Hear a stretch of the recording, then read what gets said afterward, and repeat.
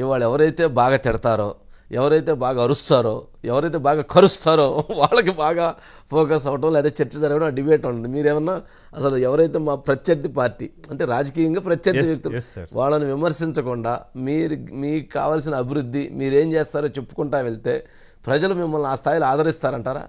Sir, నేను మహానాడులో ప్రత్యక్షంగా ఒక మహానాడులో ఒక వేదిక మీద ఒక ఆమె మాట్లాడుతున్నప్పుడు సార్ ఫీలింగ్స్, సార్ వాయిస్ని ప్రత్యక్షం చూశాను సార్.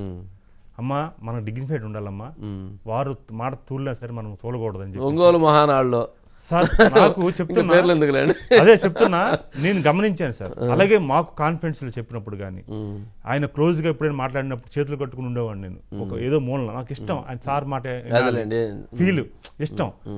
అట్లా ఎవరైనా మాట్లాడితే అగ్రెసివ్గా కొన్ని సందర్భాల్లో ప్రెస్ మీట్ లో కూడా మాట్లాడినప్పుడు ఆ క్లిప్పింగ్స్ ఆయన చూసినా లేకపోతే ఇన్ఫర్మేషన్ తీసుకున్నా చాలా మంది నాయకులకి ఇట్లా మాట్లాడకూడదు, మనం మాట్లాడకూడదు, మనం ప్రజాస్వామ్యంలో ఉన్నాం, మన తెలుగుదేశం పార్టీ అంటే డిసిప్లైన్, ఎవరో మాట్లాడారు మనం మాట్లాడకూడదు అని ఇవన్నీ కూడా నాకు వచ్చేసి మీరు పూర్తిగా అలవర్చుకున్నాను.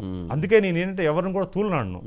ఇప్పుడు సార్ కోసం ఎవరు మాట్లాడితే మేము మాట్లాడదు సార్, పనిచేసి చూపిస్తాం, మాట్లాడడం. ఓకే, దాన్ని ఎన్నర్లో ఏం చేయాలో చేస్తాను. అంటే మీ సార్ని తీవ్రస్థాయిలో విమర్శిస్తున్నారు, తీవ్రస్థాయిలో విభేదిస్తున్నారు, తీవ్రస్థాయిలో మాట్లాడుతున్నారు కదా? అదే సార్, ఇప్పుడు మాట్లాడడం వల్ల కమిటీ కదా సార్. మాటకు మాట కాదు, మాటకు పని ద్వారా సమాధానం చెప్తారా? Exactly sir.